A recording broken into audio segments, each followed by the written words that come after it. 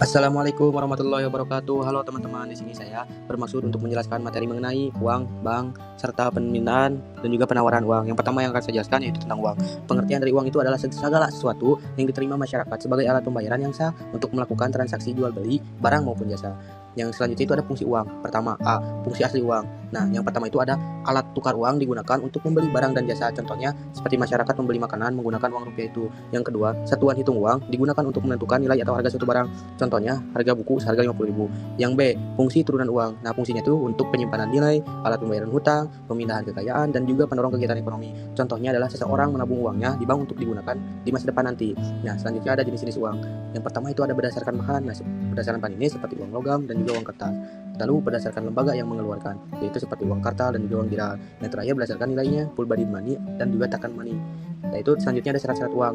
Agar diterima oleh para masyarakat, uang itu harus mudah dibawa, tahan lama, mudah dibagi, sulit dipalsukan, nilainya stabil, dan juga dapat diterima masyarakat umum. Nah, selanjutnya itu ada bank. Pengertian dari bank itu adalah suatu lembaga keuangan yang menghimpun dana dari masyarakat dalam bentuk simpanan dan menyalurkannya kembali dalam bentuk kredit atau pinjaman. Bank memiliki peranan penting dalam menjaga kelancaran kegiatan ekonomi. Nah, fungsi bank di sini yaitu yang pertama menghimpun dana. Bank menerima simpanan masyarakat dalam bentuk tabungan, giro ataupun deposito. Yang kedua itu menyalurkan dana. Bank memberikan kredit kepada masyarakat dan perusahaan, contohnya seperti untuk kredit usaha dan juga kredit rumah. Yang ketiga ada memberikan jasa bank seperti transfer uang, ATM ataupun mobile banking. Jenis-jenis bank di sini yaitu ada berdasarkan fungsi, ada bank sentral. Contohnya seperti Bank Indonesia, tugasnya mengatur jumlah uang beredar dan juga menjaga kestabilan rupiah. Yang kedua ada bank umum, melayani masyarakat secara luas. Yang ketiga ada BPR atau Bank Perkreditan Rakyat yang melayani kredit skala kecil. Lalu selanjutnya ada peran bank dalam perekonomian, yaitu untuk membantu investasi, memperlancar perdagangan, menjaga kestabilan ekonomi, dan juga membantu pertumbuhan masyarakat. Selanjutnya ada permintaan uang. Nah, pengertian permintaan uang di sini itu adalah keinginan masyarakat untuk memegang uang tunai dalam periode tertentu. Menurut Keynes, masyarakat memegang uang karena beberapa alasan. Nah, di sini ada beberapa motif permintaan uang, di antaranya motif transaksi. Uang digunakan untuk kebutuhan sehari-hari, seperti untuk membeli barang ataupun jasa. Contohnya seperti seseorang belanja makanan dan membayar transportasinya. Yang kedua itu ada motif berjaga-jaga. Uang disimpan untuk kebutuhan mendadak, contohnya seperti biaya rumah sakit ataupun keadaan darurat jika keluarga sedang ada yang sakit. Yang ketiga ada motif spekulasi. Uang itu disimpan untuk mendapat keuntungan, contohnya menunggu harga saham menurun sebelum membelinya. Lanjut ke faktor yang mempengaruhi permintaan uang. Ada tingkat pendapatan, tingkat harga barang, suku bunga, dan juga aktivitas ekonomi masyarakat. Nah, jika pendapatan meningkat, maka otomatis permintaan uang pun biasanya ikut meningkat. Selanjutnya yang terakhir itu penawaran uang. Pengertian penawaran uang di sini itu adalah jumlah uang yang beredar di masyarakat pada suatu waktu.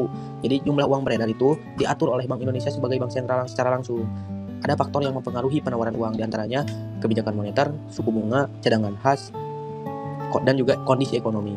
Lalu ada kebijakan moneter Bank Indonesia, diantaranya seperti A. Operasi pasar terbuka. Bank Indonesia menjual atau membeli surat berharga. B. Politik diskonto, mengatur tingkat suku bunga. C. Giro wajib minimum, yaitu mengatur jumlah cadangan yang wajib disimpan bank. Tujuan kebijakan moneter ini adalah untuk mengendalikan inflasi, menjaga stabilitas ekonomi, dan juga menjaga nilai rupiah.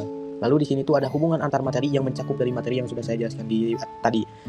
Uang itu digunakan sebagai alat transaksi dalam kegiatan ekonomi. Jadi bank itu membantu mengatur peredaran uang dan menyediakan layanan keuangan bagi masyarakat. Nah, lalu permintaan uang muncul karena kebutuhan masyarakat terhadap transaksi dan kegiatan ekonomi. Nah, sudah ada permintaan, lalu ada penawaran uang yang diatur oleh bank langsung, yaitu Bank Indonesia, agar jumlah uang beredar itu tetap stabil sehingga inflasi dapat dikendalikan. Jadi, semua materi ini saling berhubungan dalam menjaga kestabilitasan perekonomian negara. Nah, jadi setelah membahas semua materinya, lalu menghubungkan antar materi, dapat disimpulkan bahwa uang dan bank itu memiliki peranan penting dalam kehidupan ekonomi masyarakat, di mana bank membantu menghimpun dan menyalurkan dana, sedangkan permintaan dan penawaran uang mempengaruhi kondisi ekonomi suatu negara. Jika jumlah uang beredar terlalu banyak yang dapat menyebabkan inflasi, sedangkan jika terlalu sedikit juga dapat menghambat kegiatan ekonomi. Karena itulah Bank Indonesia muncul, di mana memiliki peranan penting dalam menjaga kestabilan ekonomi melalui kebijakan moneter. Begitu saja yang bisa saya bahas dan saya bisa sampaikan. Mohon maaf bila ada kesalahan, dikarenakan semua manusia itu memiliki kesalahan dan juga kehilapan. Mohon maaf lahir dan batin. Wassalamualaikum warahmatullahi wabarakatuh.